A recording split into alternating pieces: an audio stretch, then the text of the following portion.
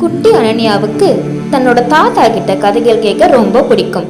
ஒரு நாள் அவ தாத்தா ஜன்னல் கிட்ட ஒரு பழைய பதக்கத்தை கையில் வச்சு சோகமா பார்த்துட்டு இருந்தாரு.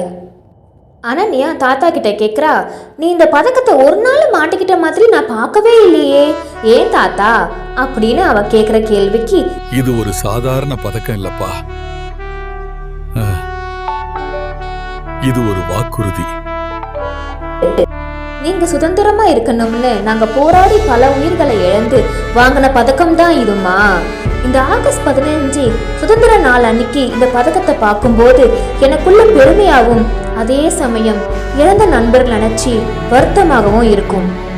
தாத்தா சொல்றதை கேட்ட அனன்யா ரூம்குள்ள போய் மூவர்ண கொடியை கொண்டு வந்து தாத்தா நெஞ்சில குத்தி விடுறா.